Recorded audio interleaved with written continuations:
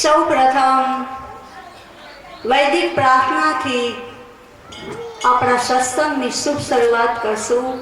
સૌ જીવો 2 minute 5 minute આંખ બંધ કરી ધ્યાન ધરતા હોય મુદ્રામાં શરીર ટટાર રાખી પલોઠી વાળી અને આ પ્રાર્થના બોલશો તો તમને ધ્યાન લાગ્યાની અનુભૂતિ થશે. એકદમ શાંતિ. ઓ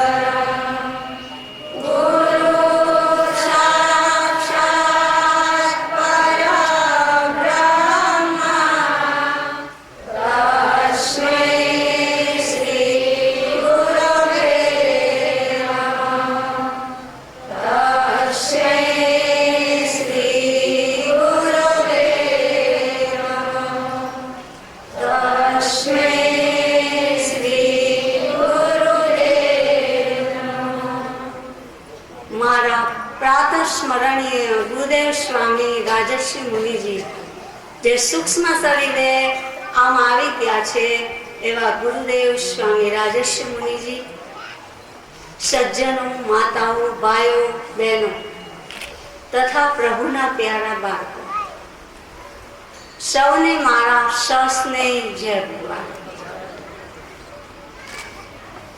આગળના ભાઈઓ બહેનો ગુરુ પૂર્ણિમા વિશે ઘણું સરસ બોલ્યા, સારું બોલ્યા. એ એવોઇડ કરી અને આમાંથી જે નીકળે આજના સત્સંગમાં ગુરુ પૂર્ણિમા નિમિત્તે વ્યક્ત કરું છું. અલખને આરાધે ગુરુ મારા આવજો, લેવા તમે જય શ્રીની સંભાળ. અલખને આરાધે ગુરુ મારા આવજો, લેવા તમે ભક્તોની સંભાળ. અલખને આરાધે આવજો. અલખ એટલે શું? અલખનો આરાધ એટલે શું? જેની વાણી દ્વારા વર્ણન થઈ શકે ને જેનું આ ચર્મ ચક્ષુથી દર્શન થઈ શકે નહીં, જેને ઋષિ મુનિઓ નેતિ નેતિ કહી અને કલમ મૂકી દીધી છે, એવા અલખને આરાધે ગુરુ મારા આવજો. અલખમાં અને ગુરુમાં કોઈ તફાવત નથી. ગુરુ એ જ બ્રહ્મા, ગુરુ એ જ વિષ્ણુ અને ગુરુ એ જ મહેશ. ત્રણેય દેવોની જે ગરજ સારે છે, ત્રણેય દેવોનું જે આપણામાં ગુણોનું સિંચન કરે છે, એવા ગુરુદેવને ગુરુ પૂર્ણિમા નિમિત્તે આ જીવ સત કોટી વંદન કરે છે. અનહદના અજવાળા,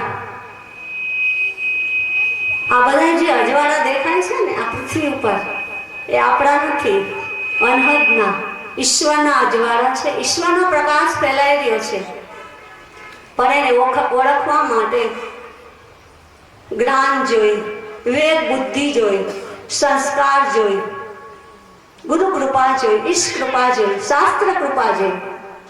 જ્યારે જીવ પર ત્રણ કૃપા વર્ષે છે, ગુરુ કૃપા, ઈશ કૃપા અને શાસ્ત્ર કૃપા, ત્યારે જીવને મોક્ષની સાધના કરવાનો અધિકાર પ્રાપ્ત થાય છે.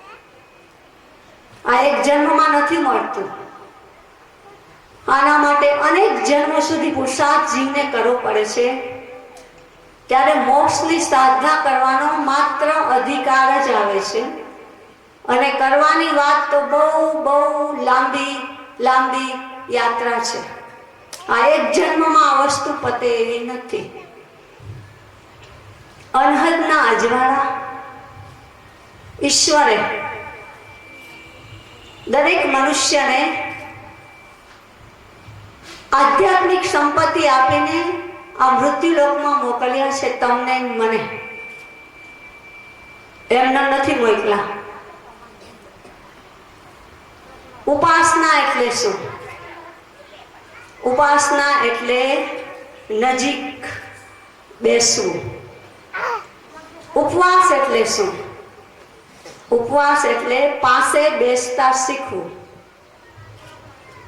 ગુરુની પાસે મૌન ધરીને બેસતા શીખવું, આનું નામ ઉપાસના. ગુરુ પાસે મૌન ધરીને બેસીએ તો જ આ મન સ્થિર થાય, અને મન સ્થિર થાય તો જ અંદરના બધા કબાટો, અંદરની તિજોરી ખુલે. ગુરુ પાસે જઈને બોલ બોલ કરવાનો કોઈ અર્થ નથી. આ શાસ્ત્ર કહે છે, ઋષિ મુનિઓ કહે છે. ગુરુ પાસે કેમ બેસવું, કેમ જાવું, એનું કેવી રીતે શિસ્તમાં પાલન કરવું, એનું નામ ઉપાસના. તમે બધા બેઠા તો છો, પણ કેટલા હરવરિયા થાય છે એ તમે બધા જાણો. કોણ આમથી તેમ જાય છે એ તમે જાણો. મને તો પછી લે લાગી જાય એટલે વાત પૂરી. એટલે આ ગુરુ પૂર્ણિમાના દિવસે આ શીખવાનું છે, આ જાણવાનું છે.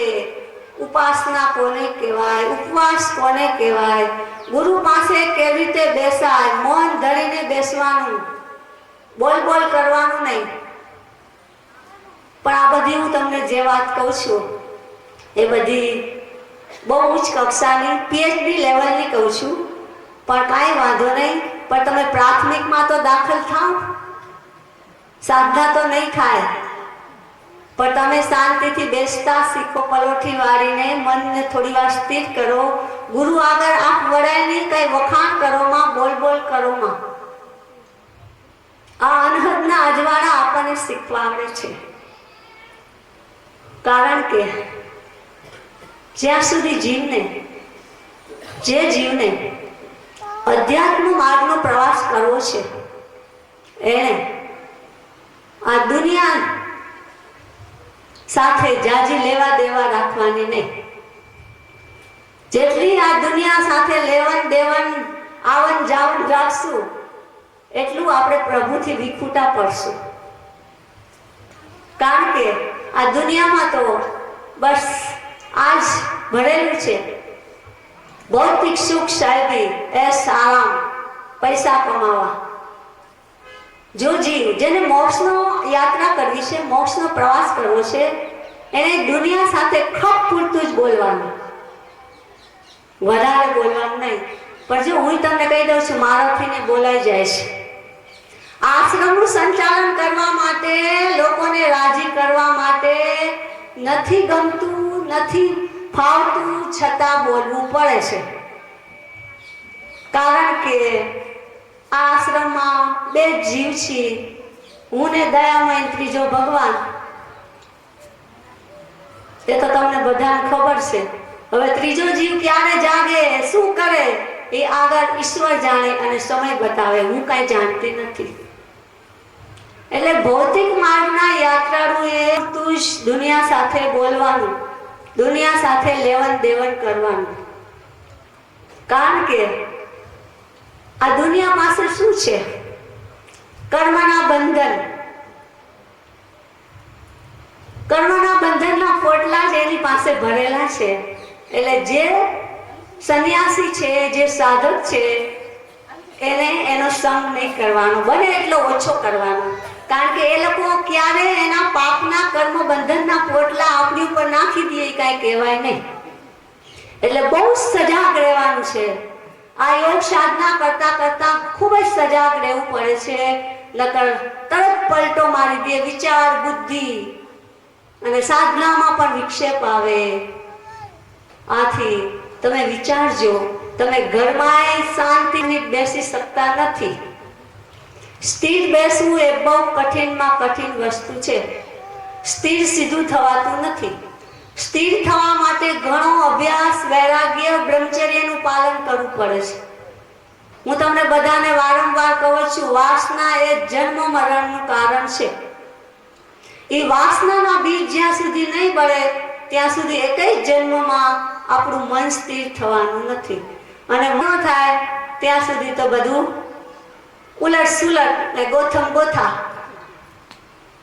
આપણે જોઈએ છીએ નદી છે એ ખરખર વહેતી હોય છે, એને નિરાતે બેસીને જોવામાં જ મજા છે. બરાબર?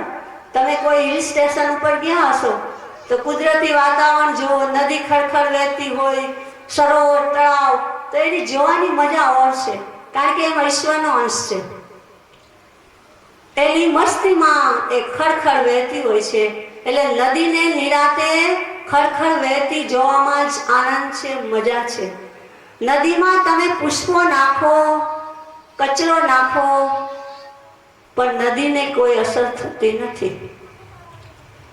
તમે કચરો નાખો તો થોડી વાર માટે ડોળાઈ જાય, પણ પાછી વહેવા માંડે અને શુદ્ધ ને નિર્મળ થઈ જાય. એવું પણ આપણે પણ એવું મન કરવું પડે, એવું તન કરવું પડે, તો જ આપણી શુદ્ધિ થાય અને તો જ આપણો ભગવાનનો એકતાર થાય. આથી આપણે સૌએ આના ઉપરથી એ જ બોધ લેવાનું છે કે દરેક મનુષ્યએ એ જાણવાનું છે કે કોઈ તમારી પ્રશંસા કરે, તમારા પ્રશંસાના ફૂલ વરસાવે, કોઈ નિંદા કરે તો એની નદીની જેમ કોઈ પરવા કરવાની નહીં. અને આપણે ખર ખર ખર વહેતું જ રહેવાનું છે. એમાં જ આપણા જીવનનું સાર્થકતા જ સમાયેલી છે. બોલો શિવ શક્તિની જય, સદગુરુદેવ કી જય.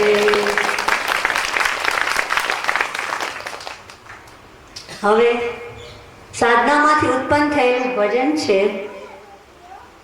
એવી જૂઠી રે કાયા અને જૂઠી માયા.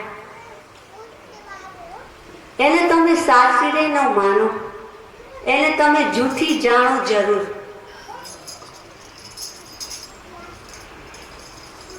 બોલો શિવ શક્તિની જય, સદગુરુદેવ કી જય. આ એક જ જીવ ગાશે હો. એવી જૂઠી રે કાયા ને જૂઠી માયા રે જી, એવી જૂઠી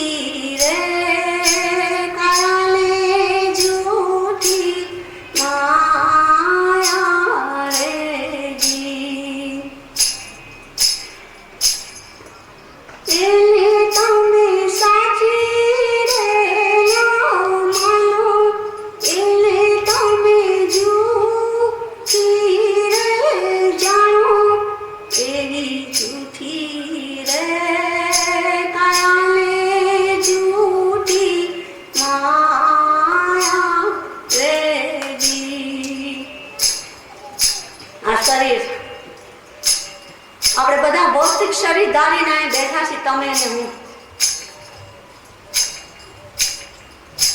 જેને તમે સાચી માનો છો એ ખરેખર સાચી નથી. આ કાયા માયા બંને જૂઠી છે. એવી જૂઠી રે કાયાને જૂઠી માયા રે જી. આ કાયા કેવી છે?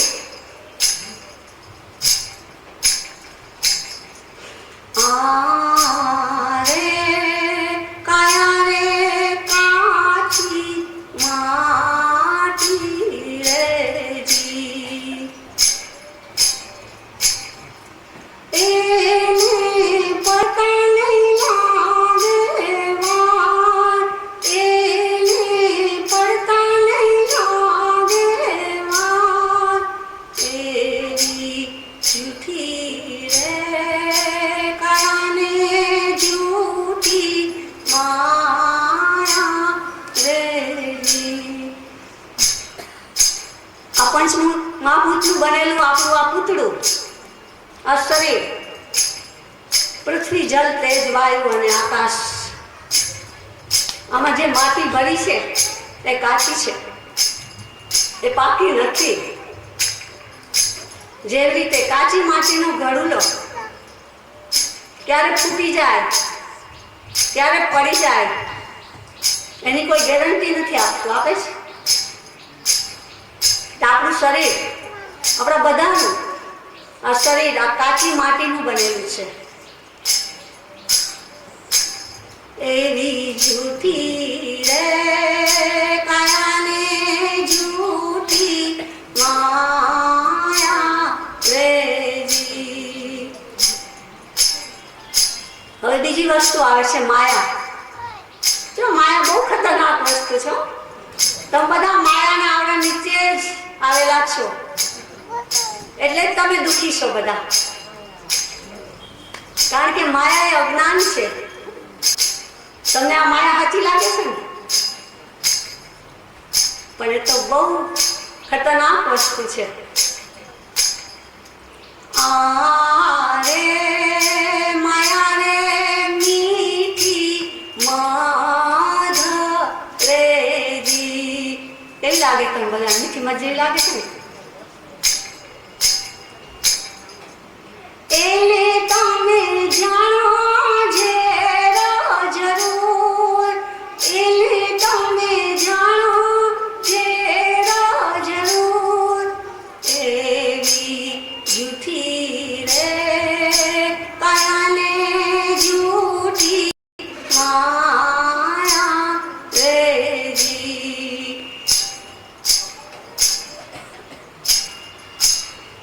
ઝેર, ઇંગ્લિશમાં જેને પોઈઝન કહેવામાં આવે છે, વિષ, દેશી ભાષામાં વિષ કહેવામાં આવે છે. વખ, આ ઝેર તો જે પીવે ને એનો તાત્કાલિક નિવેડો આવી જાય. પણ આ માયા તો એવું છુપવું અને ગુપ્ત ઝેર છે તે તમને તમારો પ્રાણ, તમારી શક્તિ એ ચૂસી લે છે. આ માયા જેને તમે મીઠી મધ જેવી લાગે છે, તમને ગમે છે, આની સાથે તમે 24 કલાક પ્રેમ કરો છો, પણ એ માયા તો વિષ કરતા પણ ખરાબ વસ્તુ છે. એવી જૂઠી રે કાયાને જૂઠી માયા રે જી.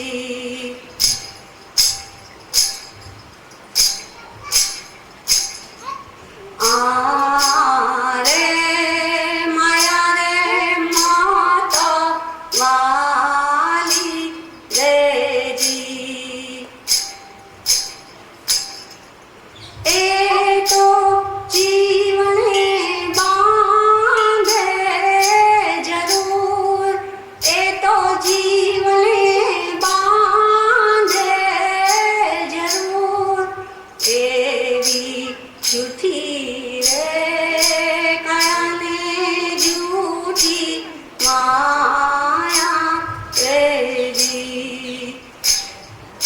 આ માયા તો મતવાલી છે.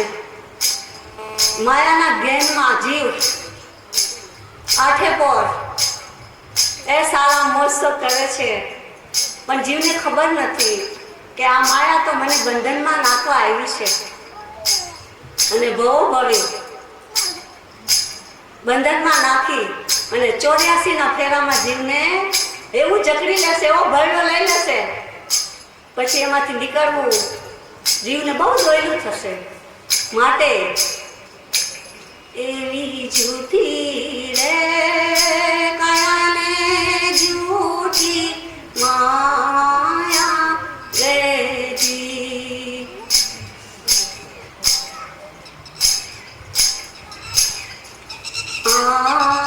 રે કાયા રે કાગળ કટકો રેજી. એને પતા નહીં લાગે વાર, એને પતા નહીં લાગે વાર, એવી જૂઠી રે કાયાને જૂઠી માયા રેજી.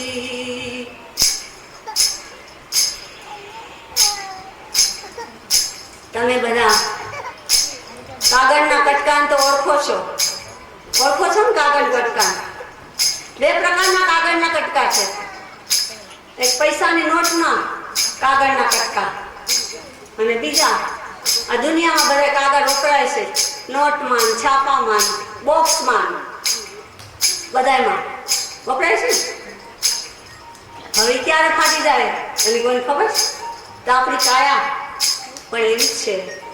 આમાંથી ક્યારે પ્રાણ નીકળી જશે કોઈને ખબર નથી.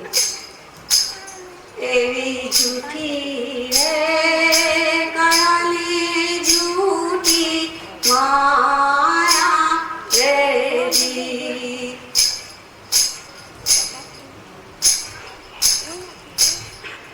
કાયા રે માયાનો મોહ મેલો રેજી. એને જય શ્રી જાણે જૂઠી, એને જય શ્રી જાણે જૂઠી, એવી જૂઠી રે કાયાને જૂઠી માયા રેજી. ગુરુ કૃપાથી આ જીવને સમજાઈ ગયું છે કે આ કાયા ને માયા બે જૂઠી છે, એનો મોહ રાખવા જેવો નથી. હું એમ નથી કહેતી કે હાવ છૂટી ગયો છે, હાવ નથી છૂટો, પણ થોડોક છૂટો છે અને ભવિષ્યમાં છૂટી જશે એવી મને ખાતરી છે. મારા ગુરુદેવ પર વિશ્વાસ છે. એવી જૂઠી રે કાયાને જૂઠી માયા રેજી. એવી જૂઠી રે કાયાને જૂઠી માયા રેજી.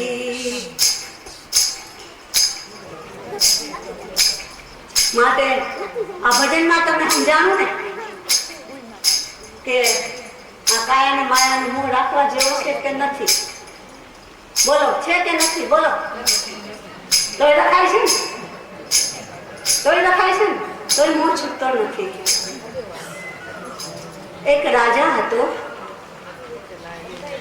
એક રાજા ચક્રવર્તી મોટો રાજા હતો. એને ભૌતિક વસ્તુની કોઈ કમી ના નહોતી. હાથી ઘોડા, સોના ચાંદીના વાસણ, સિંહાસન, દાસ દાસીઓ, નોકર ચાકર, પાણી માંગે ત્યાં દૂધ મળે અને સુવા માટે તો પથારી, આ દંડો પીલો કેવા નહીં, પુષ્પની પથારીમાં રાજા પોટતો. એટલી એની ભૌતિક સંપત્તિ હતો રાજાની. રાજાના દરબારમાં રાજાએ એક સ્પેશિયલ, એક ખાસ દાસી રાખી હતી, બાઈ રાખી હતી કે એની પથારી રાજાની પુષ્પોથી શણગારવાની. દરરોજ નત નવા સુગંધી ખીલેલા પુષ્પો લાવી અને રાજાની સપ્યા શણગારવાના. એક દિવસ એવું બને છે, કેટલા વર્ષોથી આ બાઈ આ રાજાની પથારી શણગારવાની સેવા કરતી હતી. સેવા મીન્સ પૈસા આપીને રાજા કરાવતો હતો. તો એક દિવસ એ દાસીને એમ થયું કે લાવને હું આ પથારીમાં 2 મિનિટ કે 2 સેકન્ડ હું, કેવી મજા આવે છે. જ્યાં તો કોઈ હોય ને એકાંતમાં જ રૂમ બંધ કરી અને શાંત એકાંતમાં પુષ્પોની પથારી રાજાની શણગારવાની. એમાં કઈ કમી ના, કોઈ વસ્તુની યાને ફૂલની કે ગોઠવણની ખામી ન રહેવી જોઈએ, નકર રાજાના પ્રધાનનો ઠપકો આવે. દાસી અખતરો કર્યો, લાવવાનું જોઈ લો, કોઈ જોતું નથી, રૂમ બંધ છે, કોઈ છે ને અહીંયા. 2 સેકન્ડ માટે એ રાજાની પથારી ઉપર સૂઈ ગઈ દાસી. એવી ઊંઘ આવી ગઈ તો એને સમયનું ભાન ન રહ્યું, કેટલો સમય થયો. અને બનવા જોગ છે, ખાલી બાયણું બંધ કરેલું હતું અને રાજાનો પ્રધાન આવી ગયો કે આટલી બધી કેમ વાર લાગી, રાજાની પથારી પુષ્પોથી શણગારતા આટલી કેમ વાર લાગી.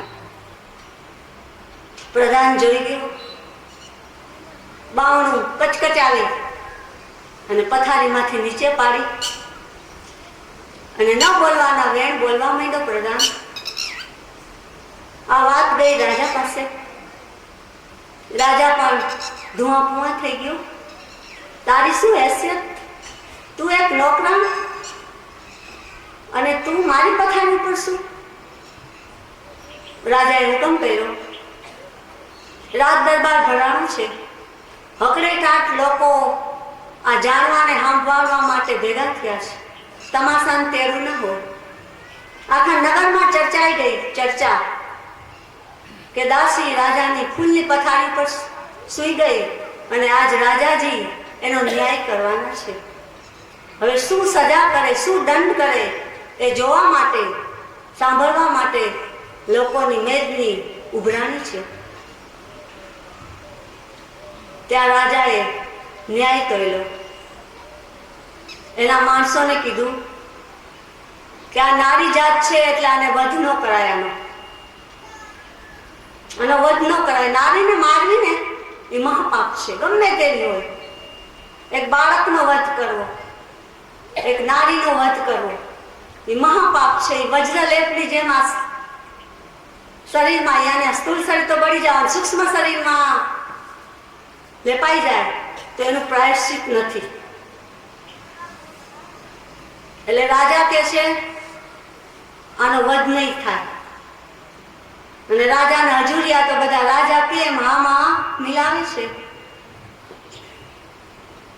પછી રાજા કહે છે બોલો પ્રજાજનો, આને હું કરું.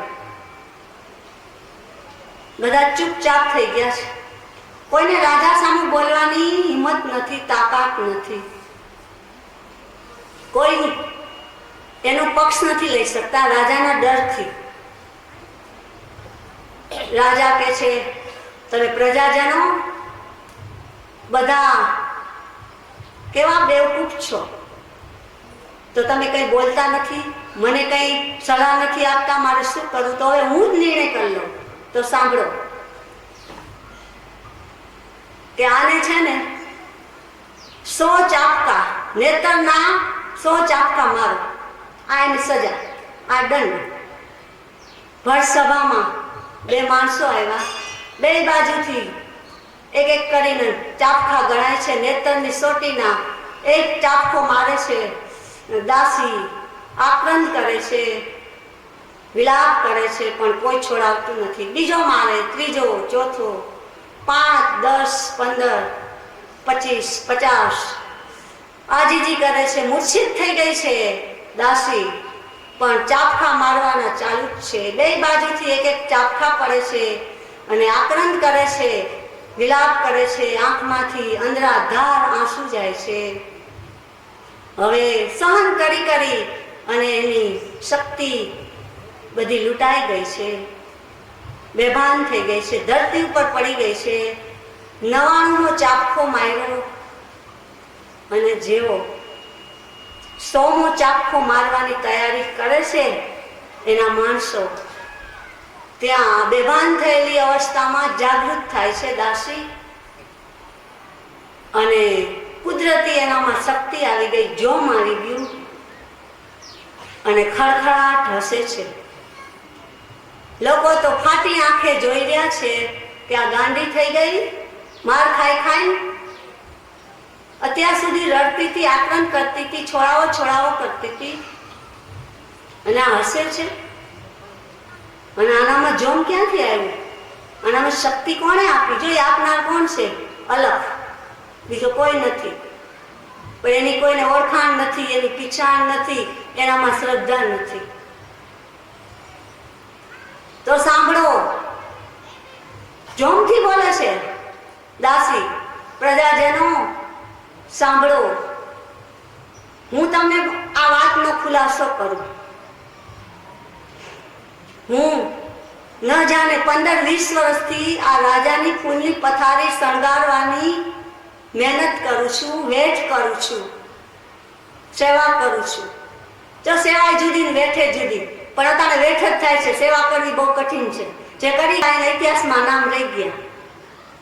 એટલે હું કહું છું ને, વેઠ કરોમાં વેઠ કરશો ને તો થાક લાગશે.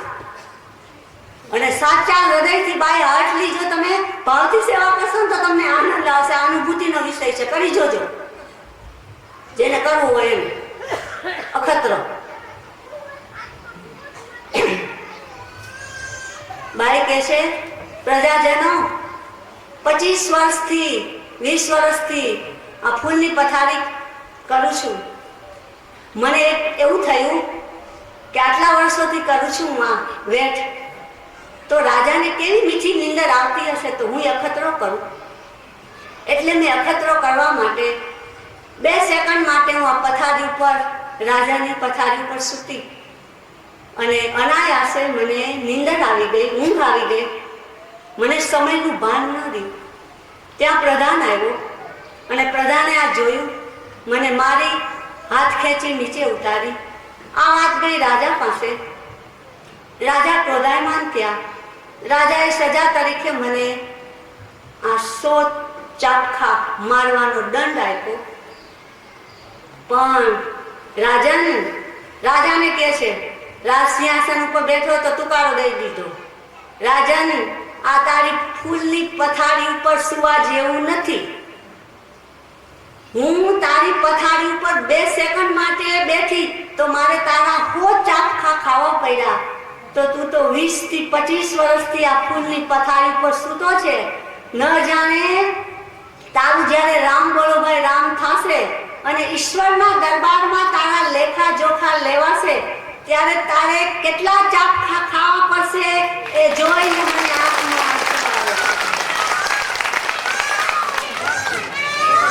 આ બધા જે એસી ગાડીમાં ફરતા હોય, બંગલામાં ફરતા હોય, મોટરમાં ફરતા હોય, તે ઝૂંપડામાં રહેતા હોય ને, એને કાંઈ દુઃખ લગાડવા જેવું નથી. જેટલી બૌદ્ધિક વસ્તુ ભોગવશો, સુખ સાહેબી આ શરીરને જેટલું પપલાવશો ને, એટલા જ ચાપખા ઉપર ખાવાના છે. એ નક્કી જ થયેલું છે. પણ કોઈને કષ્ટી ભોગવવી નથી, શરીરને ઘસાવવું નથી. શરીર હાચવવું છે, એની મરામત કરવી છે, એને હારું હારું ખાવા દેવું છે, પીવા દેવું છે, સજ કરવું છે. પણ આ કાંઈ કરવા જેવું નથી. કાયા માયા જૂઠી, અને આ જે તમે ભોગવો છો એ બધું આટલું જૂઠું. બોલું શિવ શક્તિની જય, સદગુરુ દેવ કી જય. મીરાબાઈનું નામ તો બધા સાંભળ્યું છે, જાણો છો. મીરાબાઈનું જીવન ચરિત્ર પણ તમે બધા જાણો છો. પણ એક વસ્તુ જે તમે નહીં જાણતા હોય હું તમને કહું છું, એ શાંતિપૂર્વક સાંભળો. મીરાબાઈ મહેતાના રાજવીની રાજકુમારી હતી, એકને એક 7 ખોટની. એ રાજાને બીજું કોઈ સંતાન નહોતું, એક મીરા સંતાન હતું. બચપણમાં મીરાના માતા પિતા પરલોક સિધાવી ગયા. બચપણથી જ ભગવાન કૃષ્ણની દાસી હતી. ભગવાન કૃષ્ણને એ પ્રેમ કરતી હતી, ભગવાન કૃષ્ણને ચાહતી હતી. એકવાર એવું બને છે, મીરા રાજમહેલની અટારી ઉપર કૃષ્ણનું સ્મરણ કરતા, કૃષ્ણનું ધ્યાન ધરતા ઊભી છે. ત્યાં જ એક નગરમાંથી વરરાજાની ઘોડા ઉપર પ્રશ્ન ચાલુ જ હોય એના. તો કે છે ને બેટા, દરેક જીવ જુવાન થાય, મોટું થાય, પછી એને પરણવું પડે. અને જે વર હોય ને એનો વરઘોડો નીકળે અને પછી એના લગ્ન થાય અને ચોરીમાં 4 ફેરા ફરે. તો કે હેમાં, હે દાદીમાં, તો મારે પરણવું પડશે. તો કે હા બેટા, તું હજી નાની છે, તારી ઉંમર થશે એટલે તારે પરણવું પડશે. તો કે મારો વર કોણ? દાદીમાં. તો દાદીમાં તો 2 સેકન્ડ માટે જવાબ આપવા માટે મજબૂર થઈ ગઈ, લાચાર થઈ ગઈ કે મારે આને શું જવાબ દેવો. બોલો બોલો દાદીમાં, મને જલ્દી જવાબ આપો, મારો વર કોણ? બહુ જીદ કરી, બોલ બોલ બોલ જ ચાલુ છે કે મને બતાવો. હવે દાદીમાં અત્યારથી ક્યાં બતાવો કે એનો કોણ વર? અને એના રાજમહેલમાં કૃષ્ણની જ ભક્તિ થતી હતી. એટલે દાદીમાં અને મીરાના કૃષ્ણની જ મૂર્તિને ભક્તિ હતી. એટલે દાદીમાને થોડોક કંટાળો આવી ગયો. દાદીમાએ પૂજાના ગોખલામાંથી મૂર્તિ લઈ અને મીરાના હાથમાં દીધી, આ તારો વર.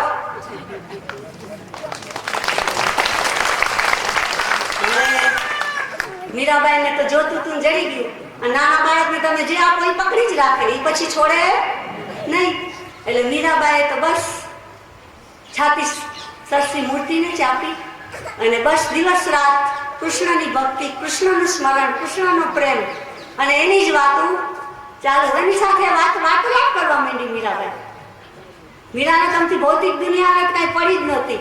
હવે આ મળી ગયું, એક રમકડું કયો કે ભગવાન કયો, જે કયો, બાળકને રમકડું આપો એટલે એમાં ચિત્ત જોડાઈ જાય. એટલે મીરાનું તો હવે બહુ આનંદ આવવા માંડ્યો. આઠે પર આનંદ. મીરાબાઈ કૃષ્ણ સાથે બોલે, એને નવડાવે, એને ખવડાવે, એને પીવડાવે, બાજુમાં સુવડાવે, બધી 12 ચેષ્ટા મીરાબાઈ કરે. એમ કરતા કરતા મીરાબાઈની જુવાની આવી. હવે દાદા દાદીને થાય છે કે આ દીકરી જુવાન થઈ, હવે હું એના હાથ પીડા કરી દઉં. અમે અમારી વયોવૃદ્ધ ઉંમર થઈ, અમે ગઢા થયા, હવે ત્યારે અમારી આંખ વિચાઈ જાય કહેવાય નહીં. ચિત્તોડગઢમાં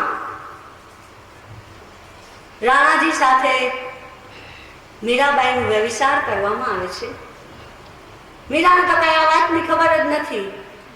એને તો ભગવાન સાથે જ પ્રેમ અને ભગવાન જ મારો વર એમ માની અને સમય ગુજારે છે. મીરાબાઈની જાન આવે છે. યાને ક્ષત્રિય કુળમાં વેલડું કહેવાય, મુસલમાનમાં બારાત કે, પાલખી કે, બરાબર. વેલડું આવ્યું લેવા માટે. મીરાબાઈને તો એક ને એક હતી, ખૂબ દાયજો આપ્યો, કોઈ બાકી ન રાખે એટલો મીરાબાઈને દાયજો આપ્યો દાદા ને દાદીએ. અને મીરાબાઈને સારું પહેરાવી, કેસરી કલરનું સાડું અને લીલા કલરનું બ્લાઉઝ અને લીલા કલરનું ચણિયું. આ ક્ષત્રિય કુળમાં હોય રિવાજ. મેં જોયેલો છે ને સાંભળેલો છો, પહેર્યો નથી એટલું સારું છે. મીરાબાઈ ને હવે વળાવવાનો સમય થયો. એટલે વિદાયનો સમય કેવો હોય તમે બધા જાણો, સંસારી છો કે વિદાય, દીકરીને વિદાય આપવાનો સમય બહુ કરુણમાં કરુણ જો પ્રસંગ જિંદગીમાં હોય ને તો દીકરીને વિદાયનો છે. તો કે આજકાલની દીકરીઓ હવે પેલા જેવું રડતી નથી અને એવું કાંઈ એને લાગતું નથી. કારણ કે હવે મોડર્ન યુગ આવી ગયો એટલે હવે કાંઈ દુઃખ જેવું કે પેલા જેવા સાસરી રહી નથી. તો મીરાબાઈ બધું રવાનું થઈ ગયું. હવે મીરાબાઈને વેલણામાં બેસવાની તૈયારી કરવામાં આવી છે. તો મીરાબાઈ ને શું વાલું હતું તમને ખબર છે? ગિરધરની મૂર્તિ. મીરાબાઈ એ મૂર્તિ લઈ ખોળામાં અને વેલડામાં બેસી ગયા.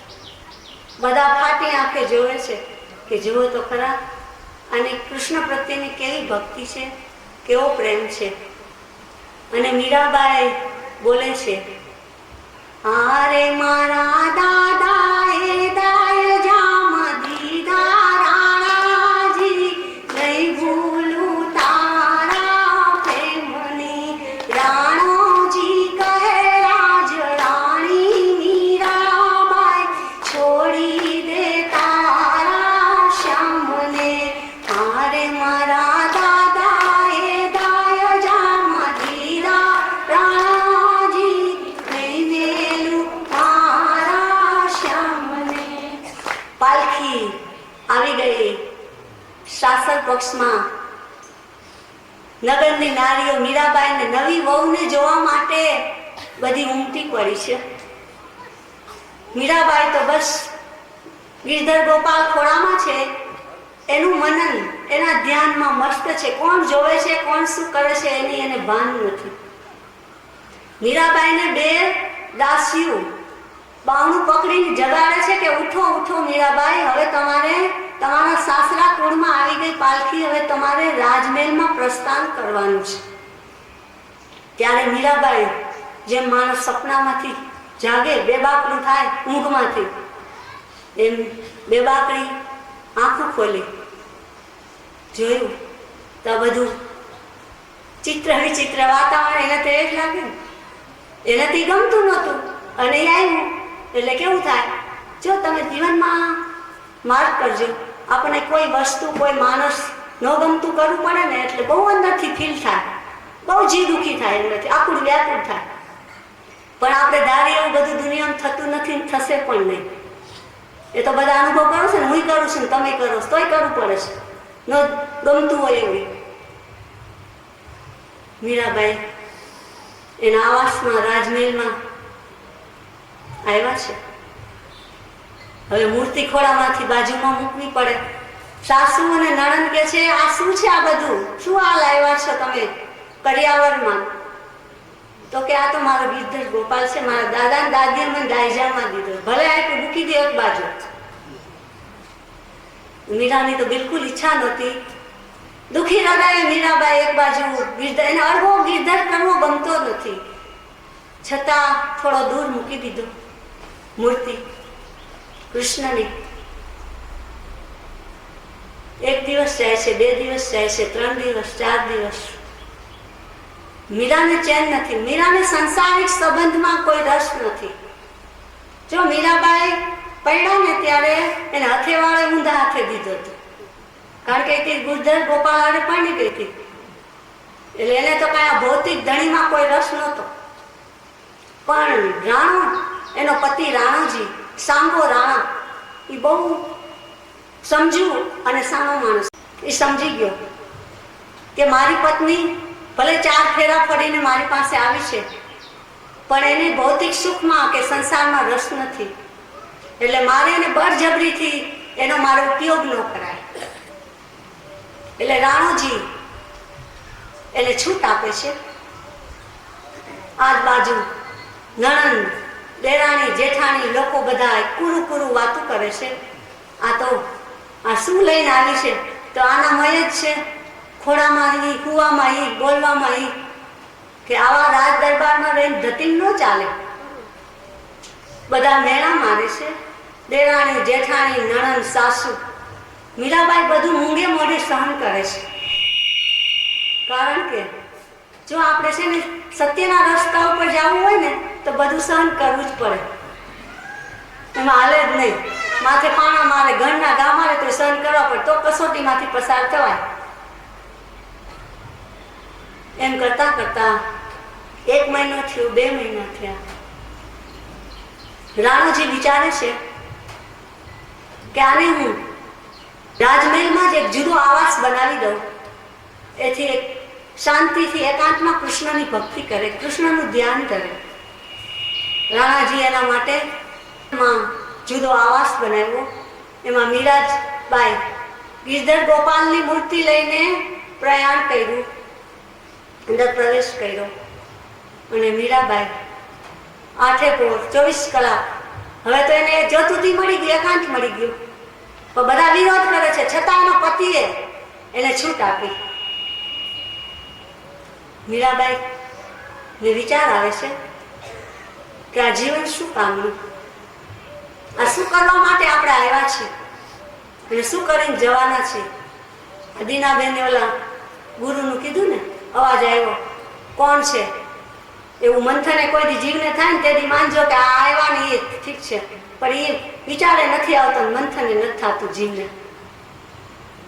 મીરાબાઈ રૂમ બંધ કરી, ખાવાનું કોઈ આપી જાય દાસ દાસીઓ તો ખાય છે, ભૂખા નાચે છે, ગાય છે, પગે ઘૂંઘરા બાંધીને ભગવાન સાથે નાચ કરે છે, ગાન કરે છે.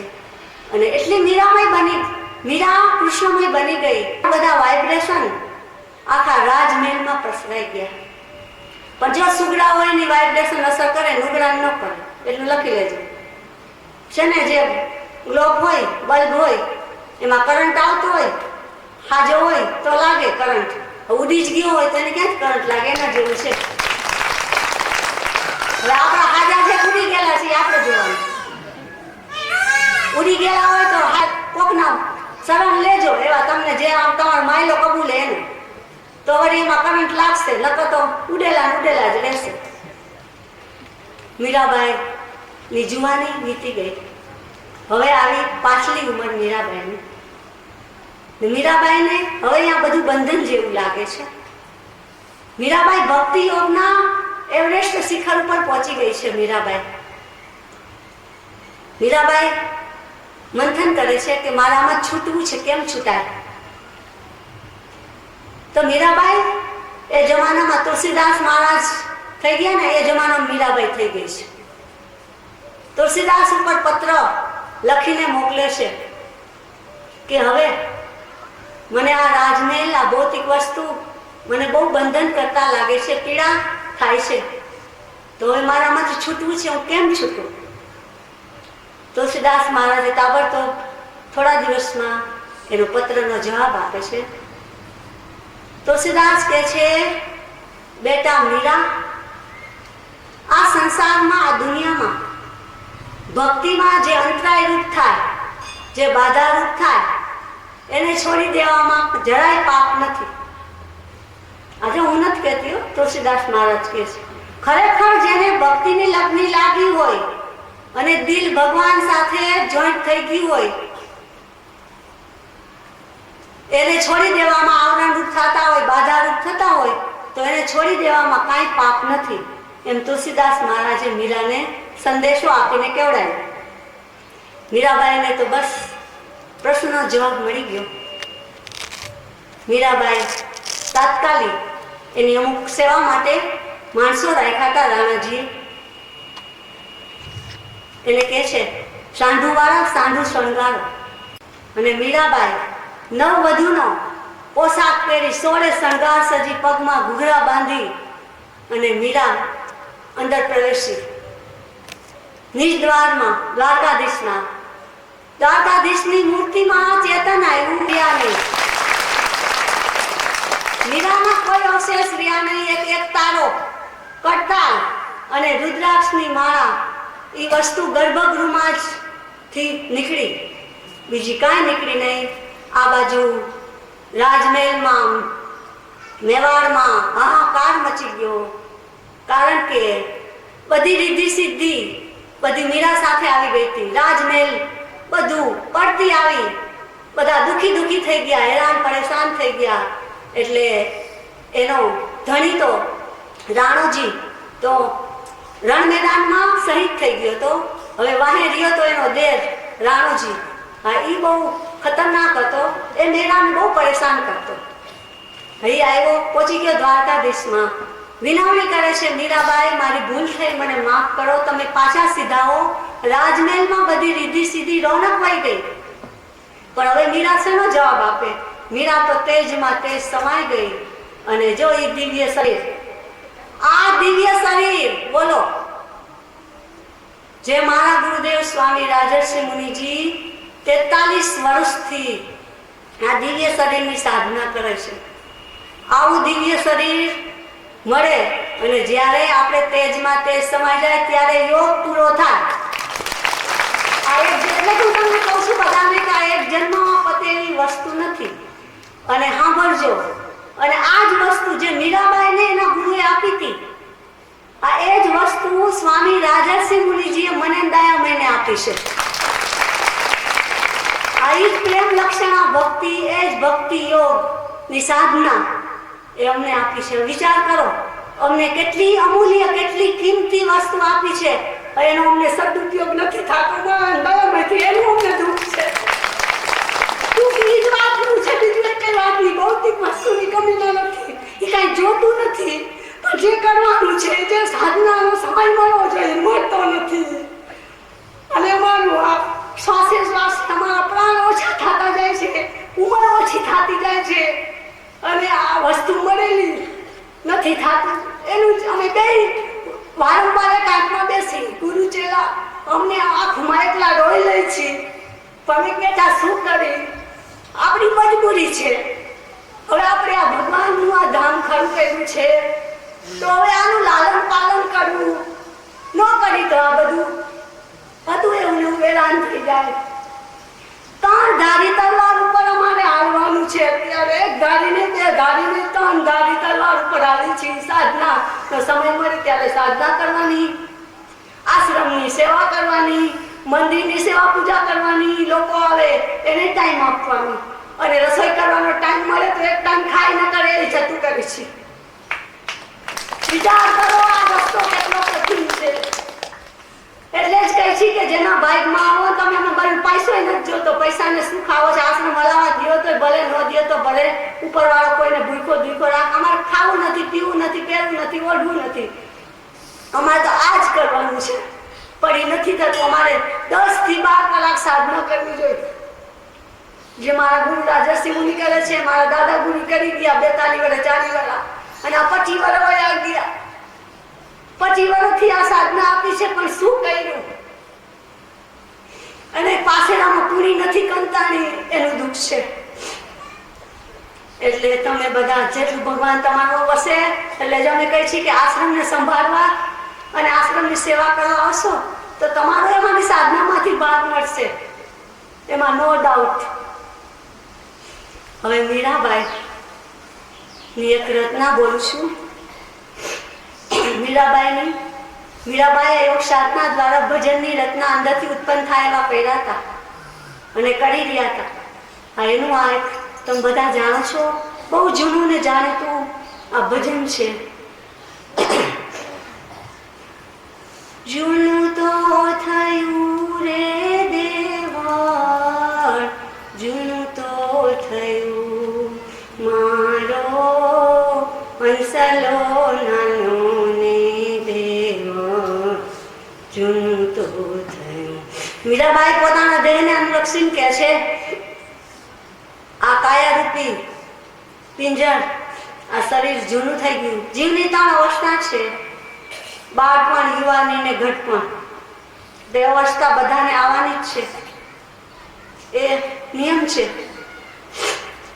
જૂનું તો થયું રે દેવળ, જૂનું તો થયું મારો હંસલો નાનો ને દેવળ, જૂનું તો થયું.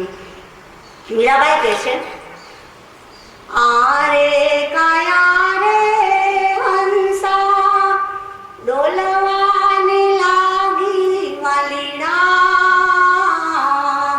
પડી ગયા દાંત માયલી રેખું તો રહી મારો હંસલો નાનો ને દેવળ, જૂનું તો થયું.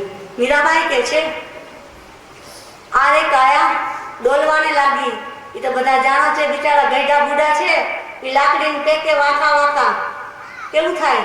પછી આ જીવ અસહાય થઈ જાય, શરીર ડોલવા માંડે અને માયલી દાંતની બધા પડી જાય ને રેખું રહી જાય.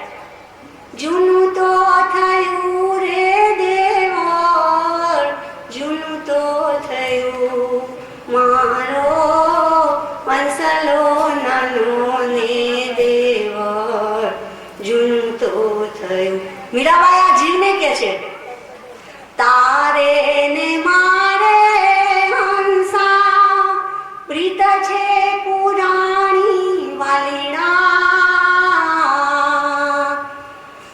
તારે ને મારે હંસા પ્રીત છે પુરાણી વાલીડા, ઉડી ગયો હંસ પિંજર પડી તો રહ્યું મારો હંસલો નાનો ને દેવર, જૂનું તો થયું.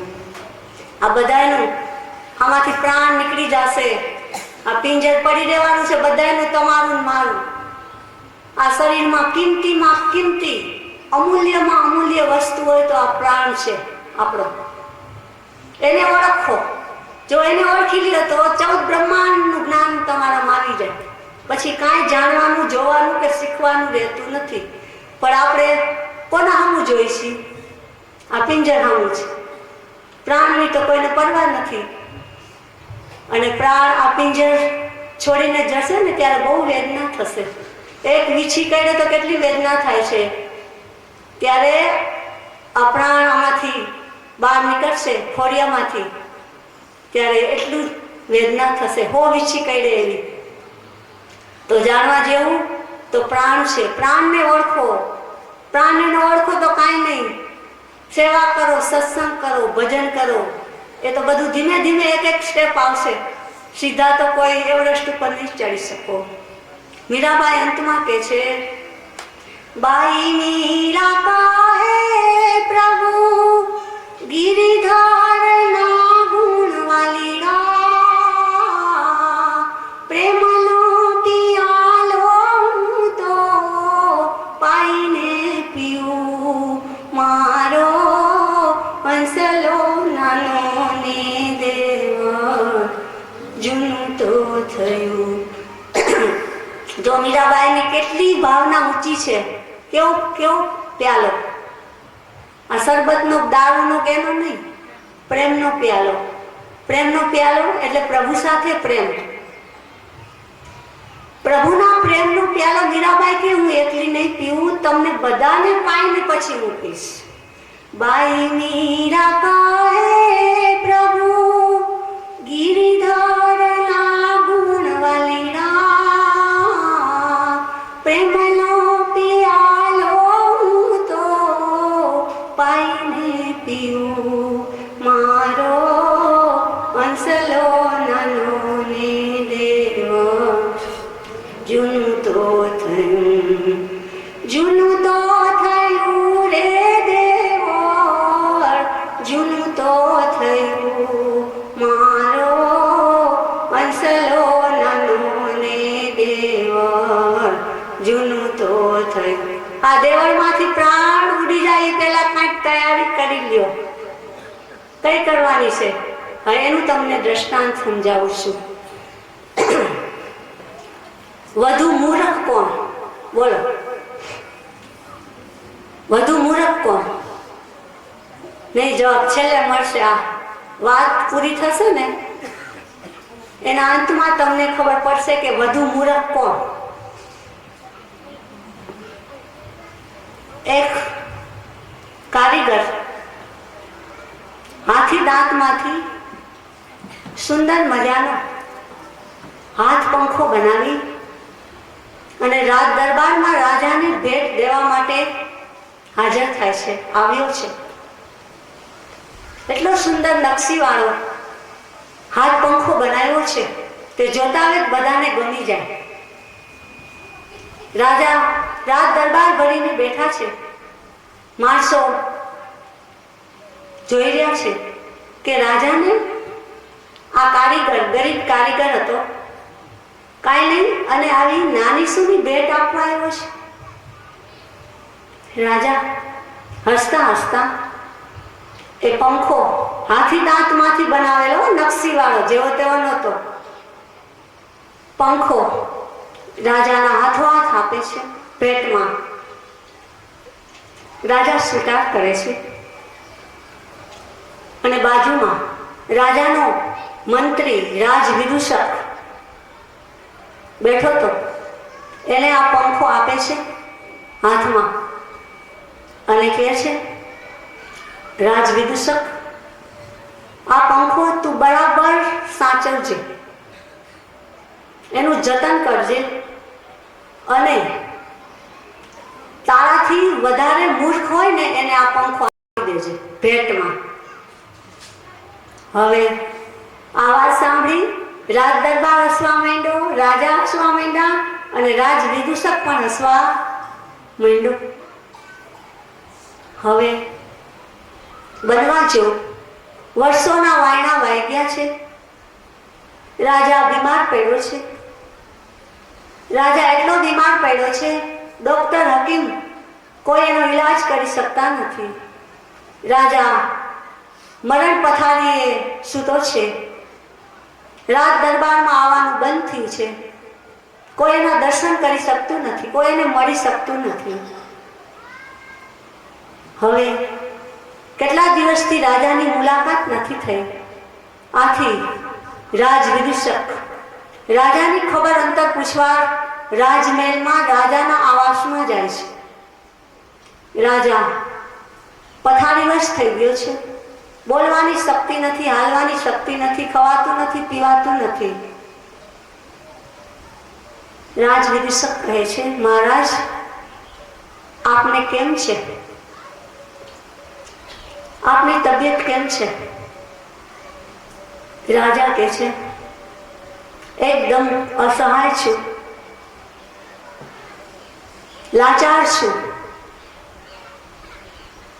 તો રાજવિદૂષક કહે છે કે મહારાજ ઓચિતાનું કેમ આટલું બધું તમને થઈ ગયું, આ અસહાય કેમ થઈ ગયા?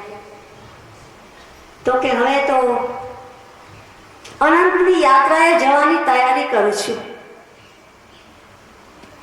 તો પેલો રાજવિદૂષક કહે છે, રાજાજી હવે તમે એટલા અસહાય થઈ ગયા છો, નિર્બળ થઈ ગયા છો, પથારીમાં જ થઈ ગયા છો અને તમે મોટી યાત્રાએ જવાની, અનંતની યાત્રાએ જવાની વાત કરો છો. મને આમાં કાંઈ સમજાતું નથી. રાજા ખીજાઈ ગયો. રાજા ખીજાઈને બોલે છે, બેવકૂફ, તને એટલી ખબર નથી કે દરેક જીવને આ સંસાર, આ દુનિયા છોડીને અનંતની યાત્રાએ જવું જ પડશે, એમાં છૂટકો નથી. રાજવિદૂષક મલક મલક હસે છે મનમાં મનમાં. એની હું તૈયારી કરું છું, અનંતની યાત્રાએ જવાની તૈયારી કરું છું. તો રાજવિદૂષક કે, રાજાજી તો આપે તો એની પૂરતી તૈયારી કરી લીધી હશે ને અનંતની યાત્રાએ જવાની. રાજાની આંખમાં દળ દળ આંસુ સરે છે અને કહે છે, વિદૂષક, એ જ વાતનો વસવસો છે, વાતની પીડા છે, એ જ વાતનું દુઃખ છે કે મારે જે વસ્તુની જ્યાં જવાનું છે અચૂક દરેક જીવને એની તૈયારી હું કરી શક્યો નથી, એનો વસવસો છે. રાજાને આશ્વાસન આપે છે રાજવિદૂષક, મહારાજ તમે ઓછું ન લગાડો, દુઃખ ન લગાડો. હવે તમારો જેટલો સમય બાકી છે, જેટલા શ્વાસા બાકી છે એમાં પ્રભુનું સ્મરણ કરી લો તો તમારી એટલી યાત્રા તો સફળ થશે. એમ કહી રાજવિદૂષક, જો રાજાને એટલું માન આપવું પડે. રાજા આમથી નથી થવાતું. રાજા થવા માટે અનેક જન્મોના પુણ્ય ભેગા થાય. રાજામાં દેવી શક્તિ હોય છે. હવે તો રજવાડા રાજા વયા ગયા કલિકાલમાં, 3 વ્યક્તિ આગળ જવાનું હોય ને દર્શન કરવા તો ન જવાય, એક રાજાના, એક ગુરુના ને એક મંદિરના. એ શાસ્ત્ર કે છે, હું નથી કહેતી. પેલો રાજવિદુ પ્રણામ કરે છે, સાષ્ટાંગ દંડવત પ્રણામ કરે છે રાજાને નત મસ્તકે અને આશ્વાસન આપે છે. અને હળવેકથી જે રાજાએ અનામત પંખો આપ્યો હતો હાથી દાંતનો, એ હળવેકથી રાજાની પથારીમાં રાજાની બાજુમાં મૂકી દે છે અને રાજાને હાથ જોડીને નીકળી ગયો. બોલો કોણ મૂર્ખ છે? આપણે છીએ ને બધા મૂર્ખ. આપણે કોકને મૂર્ખ કહીશું પણ આપણે જ બધા મૂર્ખ છીએ. આપણે જે કરવાનું છે એ કર્યું નથી અને બીજાને મૂર્ખ કરી અને આપણે મોટા મોટા થઈને ફરીશું. એટલે કરવા જેવી તૈયારી આ છે. આટલા જીવ આજ આવ્યા છે તો આ તૈયારી ઉપર આ કામ આવશે. આટલી વાર સત્સંગ કર્યો, હવે કેટલો ટાઈમ થયો છે? બોલો શિવ શક્તિની જય, સદગુરુ દેવ કી જય. 15 મિનિટમાં સત્સંગ પૂરો કરું છું. હવે આવે છે આ કળિયુગના એંધાણ. આ કળિયુગની નિશાની કેવી છે? કળિયુગમાં જીવ કેવા વિબાય છે, કેવા પીડાય છે, આ એની વાત આવે છે. હવે 15 મિનિટ શાંતિ રાખીને બેસી જાજો. જમવાનું છે, ખાવાનું છે, પીવાનું છે, બધું છે. 12 વાગે તમારા બધા આગળ થાળી હાજર થઈ જવાની છે. એટલે કોઈ કાંઈ ચિંતા કરવા જેવી નથી કે ઉડાઉડી કરવાની જરૂર નથી. તો કળિયુગના એંધાણ સાંભળો.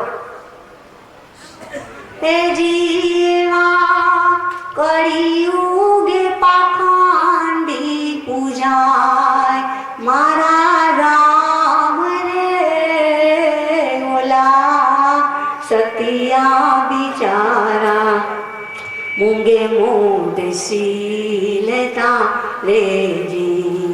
હે જીવા કલિયુગે પાખંડી પૂજાય મારા રામ રે ઓલા સતિયા બિચારા મૂંગે મોઢે સીલતા રે. નજરે જોવો છો, જાણો છો, અનુભવો છો. આ કલિકાલમાં જે ખોટા છે, જે પાખંડી છે એ પૂજાય છે અને જે સત્ય છે, જે ધર્મના માર્ગે, ભક્તિના માર્ગે ચાલે છે એને સીલવું પડે છે, એને સહન કરવું પડે છે, એને વેઠવું પડે છે. એ નજરે નજર છે, જોવો છો બધા. આથી આ કલિયુગના એંધાણ ઋષિ મુનિઓ 5000 વર્ષ પહેલા આપણને આગમવાણી બાકી છે અને કીધું છે કે આ સમય આવશે, એ આવી ગયો. શું એના નિશાન, શું એના એંધાણ, શું? કાળા ધોળા કરીને પેટ જ ભરતા હોજી. એ જી તો ધનના ધનેરા કહેવાય મારા રામ રે ઓલા સતિયા બિચારા મૂંગે મોઢે સીલતા રે. પેટ ભરવા માટે જીવ ન જાણે કેટલા પાપ કરે છે. તમે વિચારજો, કેટલી જીવ હિંસા કરો છો પૈસા કમાવા માટે, પેટ ભરવા માટે. કોઈથી વિચાર્યું છે? કોઈથી ગણતરી કરી છે? તો પછી આપણી ગણતરી શેની થાય? ધાનના ધનેડામાં જ થાય, મનુષ્ય તરીકે ન થાય. હે જી તો ધનના ધનેડા કહેવાય મારા રામ રે ઓલા સતિયા બિચારા મૂંગે મોઢે સીલતા રેજી. આગળ બીજી અંધારી. કાવા દાવા કરીને કાન જ ભરતા હોજી. હે જી તો વાલા રે વેર બંધાવે મારા રામ રે ઓલા સતિયા બિચારા મૂંગે મોઢે સીલતા રેજી. કાવા દાવા કેટલા હાલે છે વિચારજો. જો નજરે જોઈ છી, જાણી છી, ખોટું ખોટું ખોટું જ બોલવું છે, ખોટું જ હાલવું છે અને ખોટું કરીને જ છેતરવા છે લોકોને. કાવા દાવા કાન ભરી ભરી અને જે બે વ્યક્તિને બનતું હોય એમ આઠા પડાવવા છે. વાલા હોય એની સાથે વેર બંધાવા. આવી દુનિયાની આ કલિયુગના માનવોની એંધાણી. કાવા દાવા કરીને કાન જ ભરતા હોજી. એ જી તો વાલા હારે વેરો બંધાવે મારા રામ રે ઓલા સતિયા બિચારા મૂંગે મોઢે સીલતા રેજી. ત્રીજી અંધાણી, ત્રીજી નિશાની. બરાબર ને? આ એક પછી એક આમ આપણે નજરે જોઈ છીએ, કરી છીએ, આમાં બેઠા એ બધાય કરીશ. કોઈ બાકાત નથી. કોઈ એમ માનતું હોય ને કે હું બાકાત છું, કોઈ બાકાત નથી. રામને હાયનું ધન ભેગું કરતા હોજી. કેવું ધન આવે છે ઘરમાં? હરામનું નાયનું.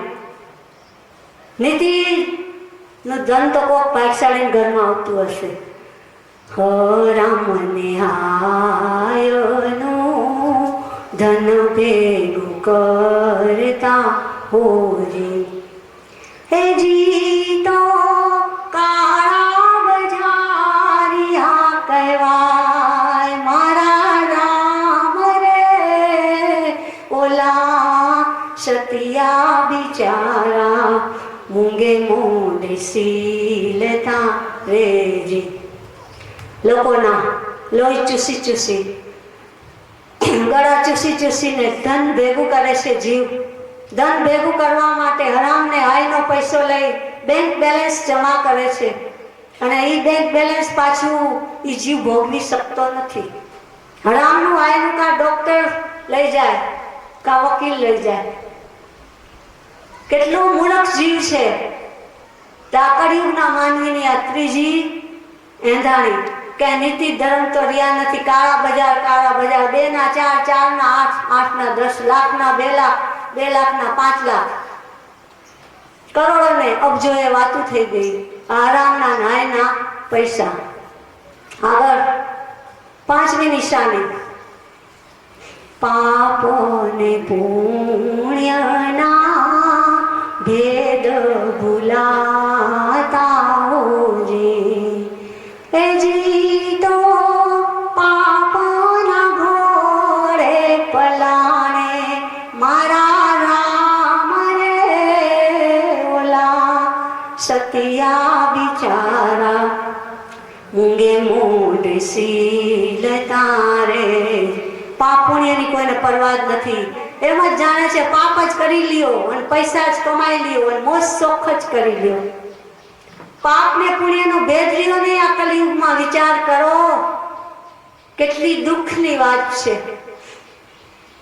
પાપ ને પુણ્યના ભેદ મટી ગયા અને પાપના ઘોડે પલાણ થઈને જીવ બ્રેક વિનાનું વાહન, લગામ વિનાના ઘોડા ઉપર ચડી અને બેફામ જિંદગી જીવે છે. હવે આપણી કઈ ગતિ થશે? હવે આપણે કઈ યોનિમાં જવું પડશે? ઉપર શું જવાબ આપશું એનો કોઈ દી વિચાર કર્યો છે? અહીંયા આવ્યા છો એટલા તો ઘરે જઈને કરજો અને કાંઈક રતિભાર આમાંથી અમલ કરજો. હવે કળિયુગની 6ઠી નિશાની. સાચા ને ખોટા કહી ખુશામત કરતા હોજી.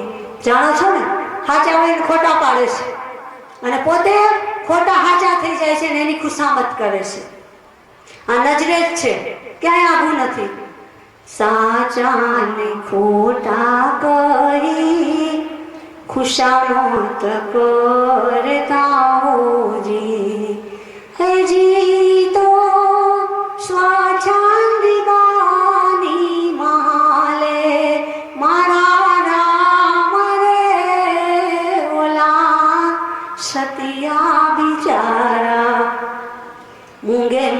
મોઢે સીલ તારે. જીવન કેવું આવી ગયું? ખુશામત ખુશામત ખુશામત. પૈસો કમાવા માટે, કોકને હારું લગાડવા, આ બધું પૈસા માટે જ. અને પૈસો શા માટે? મોજ શોખ, ભોગ વિલાસ ભોગવવા માટે. એક પછી એક કેટલા સ્ટેજમાં જીવ ક્યાં પહોંચી જાય છે. અને કોઈ કોઈનું માનતું નથી, કોઈ કોઈની મર્યાદા પાળતું નથી. મોટાનું કહ્યું કોઈ માનતું નથી. મોટાને એમ કે તમને ન ખબર પડે. સ્વચ્છંદી બની ગયા બધા જીવ. પછી એનું પરિણામ શું આવે? આ કલિયુગની પ્રજા પછી શું સારા કામ કરશે? શું ભક્તિનું બાથું બાંધશે? અને શું ગઈઢાની કે મોટાઓની કે વડીલોની સેવા કરશે? શું ગુરુની સેવા કરશે? જો આ કલિકાળમાં તો ગુરુનું શિષ્ય નહીં માને. આ લખેલું છે, હું સીધ વસ્તુ કહું છું. ચેલાય ગુરુનું નહીં માને. હવે આ કલિકાળ. આગળ નિશાની. લાજ શરમ બેઉ ને જે નેવે જમુકતા હોજી. લાજ શરમ બેઉ નેવે જમુકતા હોજી. હે જી તો પાપના ઘોડે પલાણે મારા રામ રે ઓલા સતિયા બિચારા. મૂંગે મોઢે સીલ તારે. લાશરમ તો દુનિયામાંથી વહી ગઈ, નજરે જોઈ છી. આ જો મને દુઃખ થાય છે એટલે બોલી જાઉં છું. મારે સન્યાસીએ ન બોલાય પણ બોલાઈ જાય છે. લાજ તો મુકાઈ ગઈ પણ શરમે મુકાઈ ગઈ. જે પેલા મલાજો હતો, નારી જાતમાં દીકરી, બેનો દીકરીમાં જે મલાજો, જે મર્યાદા, શરમ, લાજ હતી, મુકાઈ ગઈ. વિચાર કરો, અત્યારની નારીઓ, અત્યારની બેનો દીકરીઓ ફેશનમાં શરીર અડધું ઢાંકે છે, અડધા વસ્ત્ર પહેરીને જીવે છે. પછી તમે કહો છો કે કળિયુગ આવ્યો. કેમ આવે જ ને? કેમ ન આવે? તમે પુરુષના ડ્રેસ નારી પહેરવા માંડી. ટી શર્ટ ને પેન્ટ કોણ પહેરે? આપણી સ્ત્રીની લાજ, આબરૂ ઢાંકવા માટે શું પહેરવું જોઈએ? એ ચૂક્યા છો. હું તો કહું પુરુષ સારા છે તો એ પેન્ટ બુસ્કોટ કે ટી શર્ટ જ પહેરે છે. એ એનું શરીર ઢાંકે છે બરાબર. અને જે ખરેખર નારીની, બહેનની, દીકરીએ શરીરને ઢાંકવા છે એ ઉઘાડા કરી અડધા વસ્તુ પહેરીને ફરો છો. આનાથી વિશેષ કેવો કર્યું? હવે આનાથી વિશેષ કેવો કર્યું? આ ફેશન. પછી કહો છો કે બળાત્કાર થાય છે, આવા કેસ બને, આવા કેસ બનશે અને હજી વધશે. હજી જો તમે બેનો દીકરીઓ લાજ મર્યાદા મૂકી અને તમારા શરીર પૂરા નહીં ઢાંકો, તમારા રીતભાતમાં, દેણી કેણીમાં, આચાર વિચારમાં બદલો નહીં કરો તો આના કરતા 4 ગણો કળિયુગ આવશે અને ભર બજારે બેનો દીકરીઓની લાજ લૂંટાશે.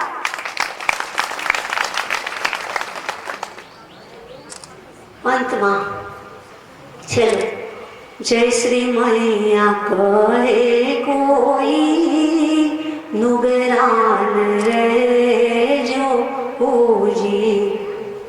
એ જી તો નાકી નરાપમાં જાય મારા રામ રે ઓલા સતિયા બિચારા.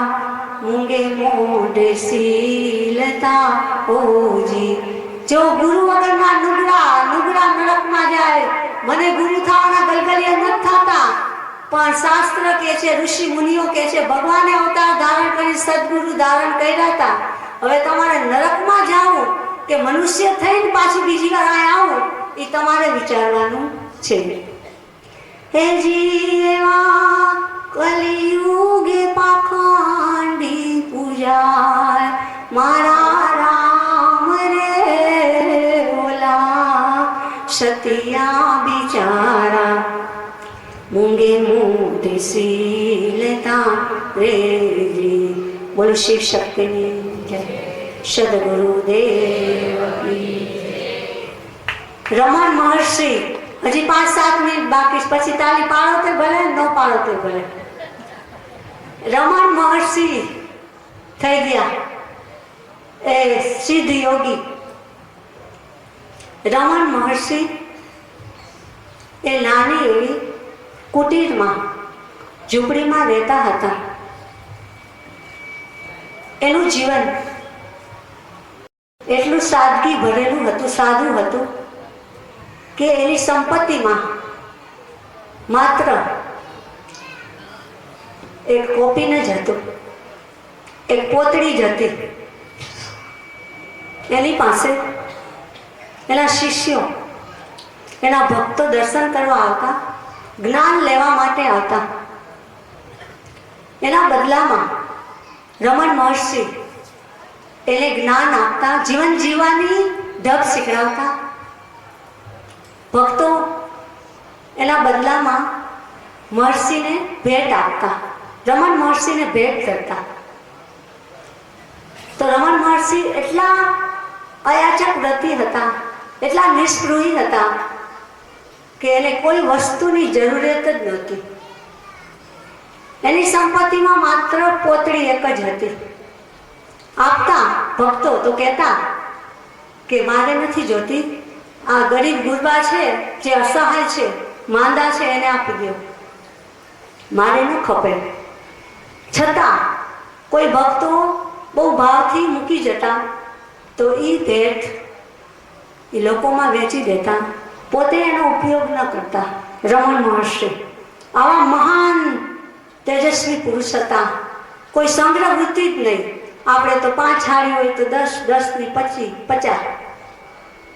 હવે આ બધી વૃત્તિ ન જાય ત્યાં સુધી ક્યાંથી માયલો જાગે અને ક્યાં સુધી ભક્તિ થાય અને ક્યાંથી સેવા થાય, એની પાછળ જ જીવ ગાંડોતુર બને છે. હવે બને છે એવું એક દિવસ રમણ મહર્ષિ ની ધોતી ફાટી ગઈ.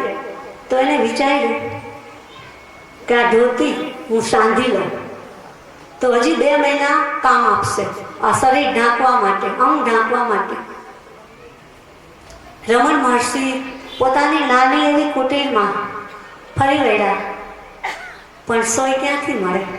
એની પાસે તો એક આ ધોતી પોતળી સિવાય કાંઈ બીજું હતું ને એની ઝૂંપડીમાં. રમણ મહર્ષિ બાજુના જંગલમાં જઈ બાવળનું ઝાડમાંથી એક કાંટાની સોય બનાવી, સોયથી પોતાની ફાટેલી ધોતી સાંધી. એ શાંતા હતા ત્યાં આવ્યો એક ભક્ત, એનો એક શિષ્ય આવ્યો, ધીરજન, એનું નામ ધીરજન. અને કહે છે, ગુરુદેવ આપ આટલો પરિશ્રમ ન ઉઠાવો, હું તમને બીજી નવી ધોતી લઈને આપું. મહર્ષિ કહે છે, ના બેટા, મારે કઈ જરૂરિયાત નથી નવી ધોતીની, મારે આ સાંધીને 2 મહિના કામ આપશે.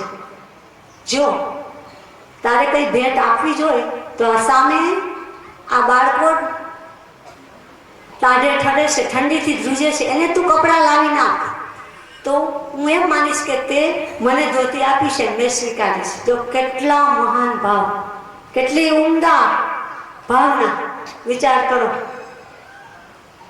અને પેલો તો નત મસ્તકે જોતો જ રહ્યો એનો ભક્ત કે વાહ મહર્ષિ, કેટલી ઉમદા ભાવના, કેટલો વૈરાગ્ય. અને ગુરુની આજ્ઞા પ્રમાણે એ નવા વસ્ત્રો લઈ આવ્યો ધીરજન, અને ટાઢે થરતા બાળકોને એ કપડાં એને પહેરાવ્યા.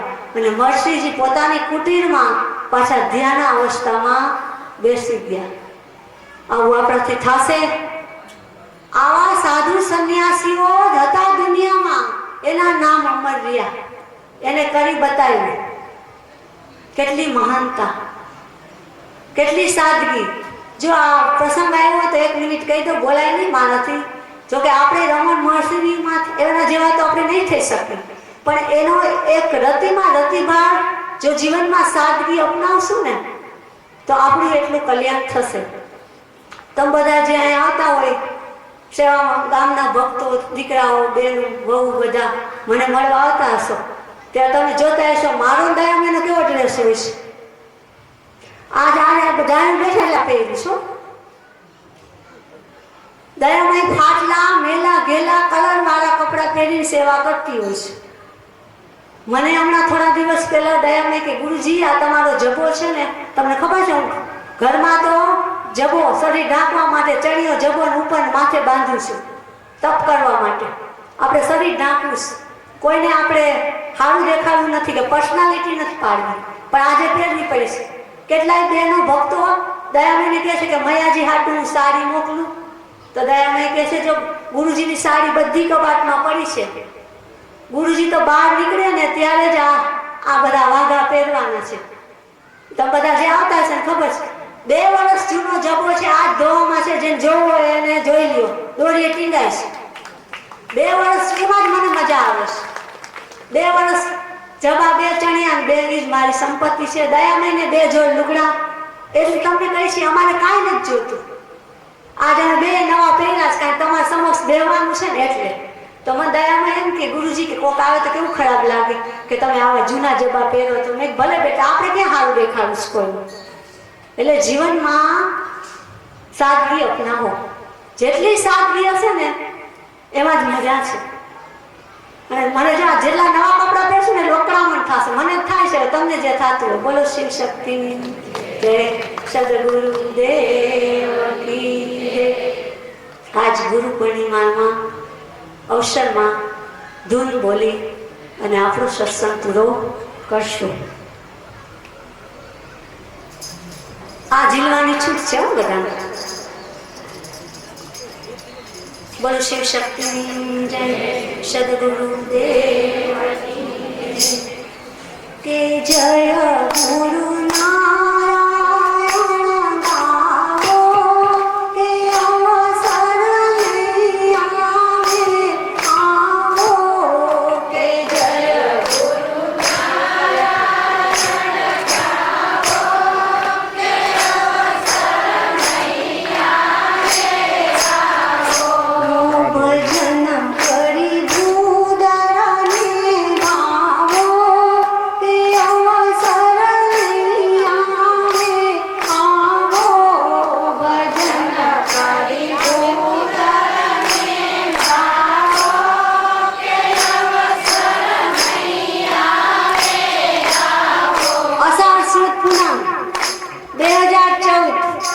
શનિવાર આ અવસર જે તમને મને મળ્યો છે એ અવસર વારે વારે નહીં આવે.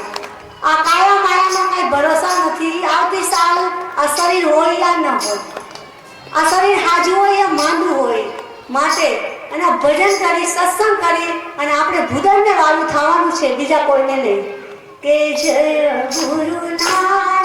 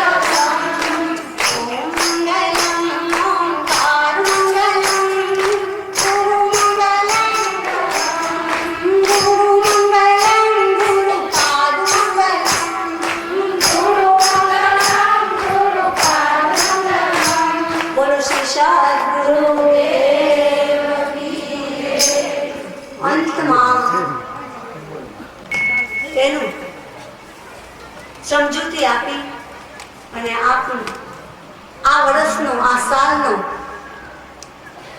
સત્સંગ મેં સમાપ્ત કરું છું. ગુરુ એક રાજા હતો. રાજાને એના ગુરુ હતા ભગવાન બુદ્ધ. રાજાનો મોટો શિષ્ય હતો, ભગવાન બુદ્ધ એના ગુરુ હતા.